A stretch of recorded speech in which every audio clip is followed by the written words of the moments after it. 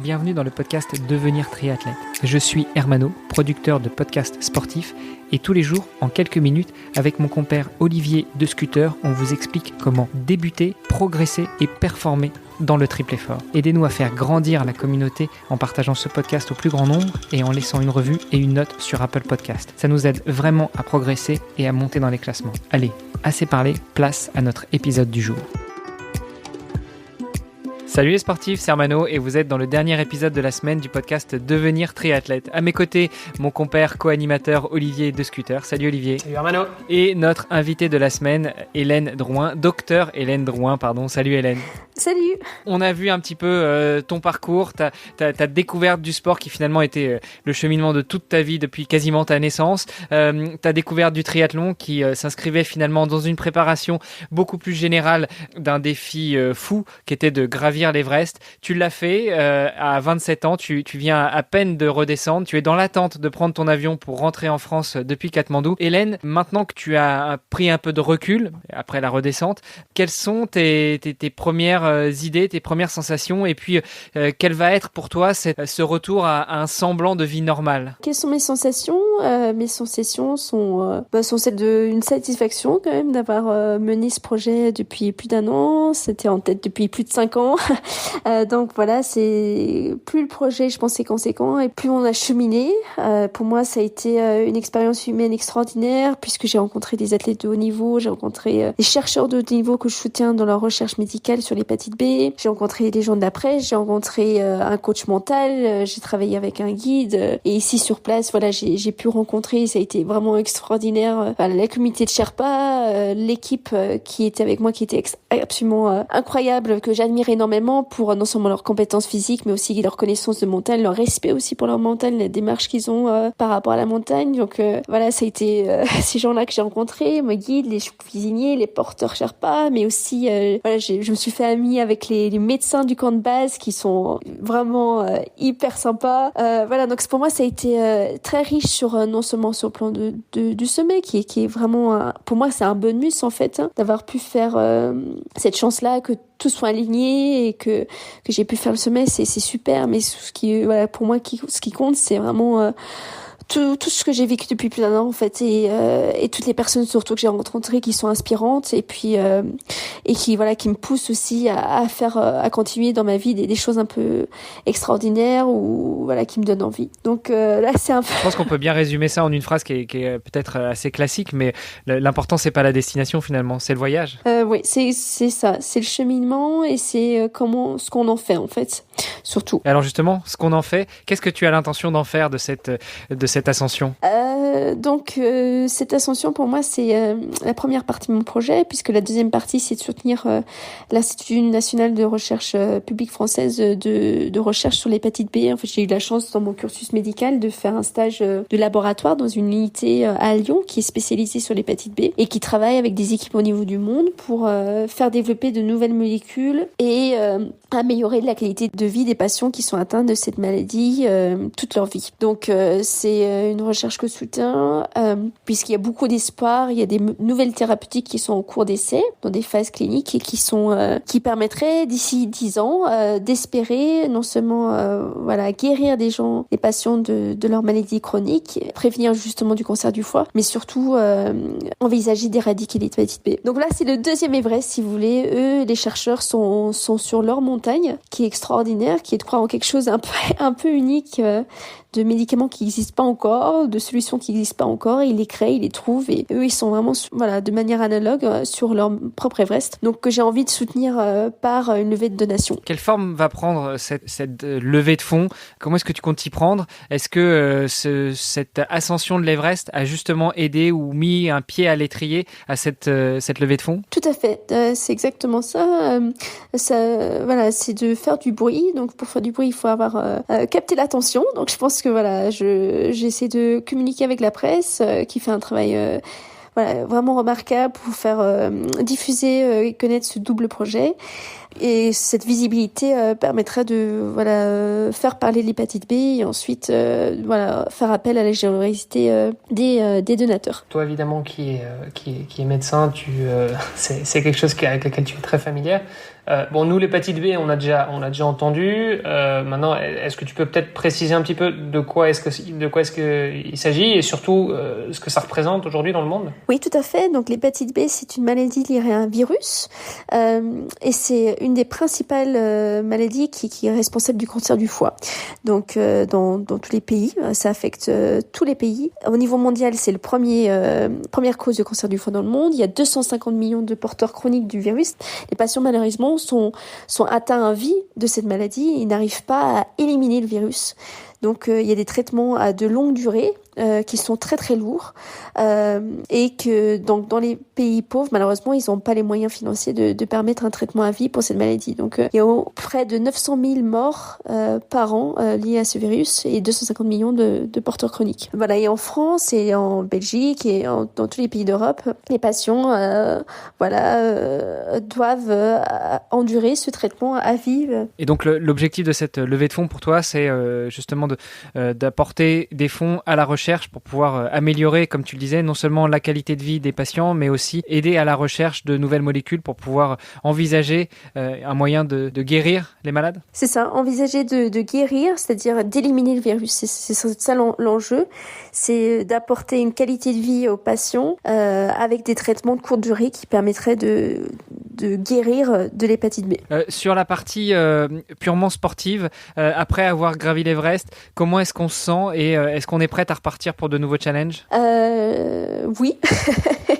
Oui. Je pense que c'est comme vous, quand vous avez fait des triathlons qui sont conséquents, vous avez un corps qui doit prendre le temps de se reposer, donc je vais prendre le temps de me reposer.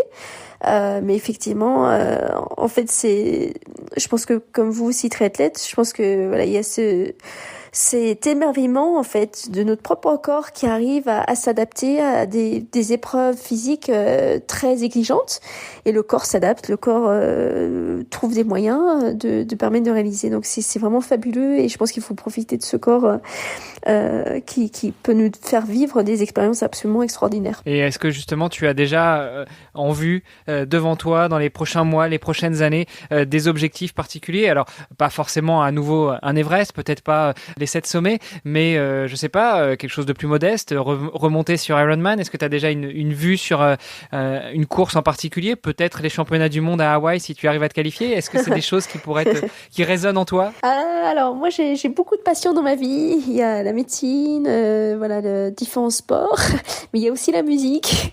Comment dirais-je, j'ai beaucoup de choses qui me donnent envie. Bien sûr en sport, j'aimerais continuer à faire des triathlons. J'ai pas encore des choses en tête parce que c'est vrai que pour l'instant j'ai fait vraiment ce que j'avais envie de faire. Mais voilà, peut-être pourquoi pas le trail. Alors c'est un peu traumatique le trail, mais il y a des choses qui sont sympas aussi d'ultra trail. À voir. Je vais réfléchir, mais voilà, je suis plutôt partie pour un gros projet musical, donc qui va me porter sur bien une dizaine d'années. Donc voilà, continuer en même temps bien sûr à se faire plaisir sur des triathlons, ça c'est clair. Ton projet musical, c'est quelque chose de confidentiel, ou bien tu peux nous en dire un petit peu plus? Voilà, c'est en cours de construction. C'est comme les prémices de l'Everest il y a 5 ans. Là, c'est dans cette même phase. C'est la préparation. C'est ça. Ça va très bien. Mais attends, parce que juste pour revenir un petit peu sur tout ça, parce que alors, tu bosses à peu près 60 heures semaine, tu t'entraînes, en fait tu fais des Ironman en guise de préparation pour l'Everest. Là maintenant tu te lances dans la musique. Comment tu fais? Tu dors quand? Et comment tu t'organises en fait? Je te remercie, c'est très flatteur, je te remercie. Je pense qu'en fait, le temps peut s'organiser. Par exemple pour ce projet de l'Everest, j'ai pris 6 mois en amont, donc depuis novembre j'ai pris 6 mois off en fait. J'avais pas les moyens financiers en fait pour faire l'Everest. Les sponsors ont couvert 40% des fonds, donc j'ai pris mes valises et je suis partie en fait en Angleterre. J'ai pris du temps off de mon cursus pour aller travailler en Angleterre aux urgences, où ils rémunèrent très bien les internes intérimaires. Donc j'ai bossé aux urgences Covid en Angleterre pour me payer l'Everest si vous voulez. Voilà, donc aussi j'ai pris du coup j'avais du temps sur ces 6 mois off pour préparer l'Everest. Donc je pense que si l'emploi du temps de la semaine est compliqué, il y a certaines choses de fond qu'on peut maintenir, un entraînement de triathlon, de course à pied de fond. Mais par contre, voilà, si on a des projets qui sont plus chronophages, on va dire, parfois il y a l'option, voilà, pour moi, pour celui-là, ça a été de prendre 6 mois off pour aller trouver de l'argent déjà, et puis me préparer pour cette expédition. Donc je pense que c'est à chaque personne de voir comment on peut jouer avec le temps et comment on peut s'organiser, soit de manière régulière, et si on peut pas, on prend un peu de temps off et on s'engage dans un projet si on peut le faire. Mais je pense que effectivement, la gestion de temps est quelque chose qui est personnel mais qui peut être bien efficace. Si je comprends bien ta stratégie d'une certaine manière, c'est de te dire, à partir du moment où je fais quelque chose, je le fais à fond. Donc, si je dois aller bosser pour récolter des fonds, je le fais à fond et je récolte un maximum d'argent en un minimum de temps. À partir du moment où je dois me préparer, j'arrête complètement tout le reste et je me concentre sur ma préparation physique, financière, logistique, mentale et autres pour l'Everest. Donc en fait, c'est vraiment ça, c'est pas de faire des espèces de sprints entre guillemets à chaque fois dans des disciplines, ou en tout cas dans des milieux très différents, quoi. Oui, et tout en gardant des choses de fond, c'est-à-dire tout le temps garder, si c'est du sport, garder une activité de sport de fond, bien sûr, régulière, voilà, garder une trame de fond, et puis si nécessaire, faire des pics effectivement de chronophages qui sont chronophages en fait. Donc. Je pense que c'est une très belle leçon du coup pour nous tous et pour nos auditeurs aussi qui nous écoutent. Plein d'inspiration en tout cas. Moi je sens aussi énormément d'humilité, donc je plus sois, je suis admiratif. Je vous remercie vraiment, merci de m'avoir invité sur le plateau. Voilà, vous faites vraiment un super travail de diffusion qui est vraiment important en fait, ce que vous faites, c'est vraiment un super travail. Faire connaître des choses et faire sortir les gens de leur environnement immédiat par des podcasts. Et moi, c'est comme ça que j'ai fonctionné. En fait, on peut que rêver à des choses un peu plus difficiles et qui sont pas familières grâce à des médias comme le vôtre de qualité qui permettent de penser à autre chose en fait. Et donc vous faites vraiment un super travail. Donc je vous remercie énormément de m'avoir accepté sur ce plateau. C'est génial, ça fait très plaisir à entendre, Hélène. Merci beaucoup. Si tu devais donner un dernier mot de la fin à nos auditeurs, si tu devais les inviter en tout cas à prendre action, qu'est-ce que ce serait ? C'est compliqué. Voilà, je pense que chacun est dans des phases différentes dans sa vie. À l'hôpital, voilà, je vois des gens qui sont dans les phases de maladie ou de deuil. Donc, je pense qu'on est vraiment tous dans des phases très très différentes. On est des stades différents dans notre cheminement. Par contre, c'est vrai que moi, je suis plein d'optimisme. C'est-à-dire que il faut croire en la capacité du corps à s'améliorer, à s'entraîner, en le mental à changer de fonctionnement, en l'esprit à accepter la vie différemment. Je crois vraiment à la capacité de chacun de changer, de s'améliorer, d'aller vers l'avant. Et je crois vraiment à toutes des personnes inspirantes, que ce soit peu importe le domaine, spirituel, intellectuel, scientifique, sportif, des gens qui nous inspirent. Et je pense que tous ces témoignages de gens, vraiment, ça tire vers le haut. Et je pense qu'il faut jamais cesser de regarder vers le haut. En fait, c'est très important. Je suis tout à fait d'accord avec toi. Ce sont des très belles paroles. Je pense qu'on peut toujours façonner vers le mieux, que ce soit notre corps, notre esprit, nos habitudes, notre vie finalement. Donc voilà. Merci beaucoup Hélène pour ces belles paroles.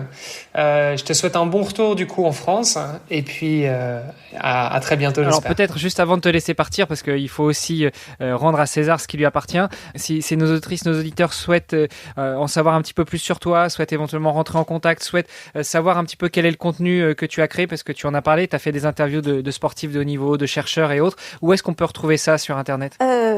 Sur mon réseau social, donc Facebook et Instagram, c'est Hélène sur l'Everest. Et puis j'ai un site internet, alors que j'ai pas encore mis à jour avec l'expédition, mais qui est tout attaché, hélène-sur-l'Everest.com. Voilà, où vous pouvez trouver tous les liens pour les vidéos, effectivement, les liens pour la recherche.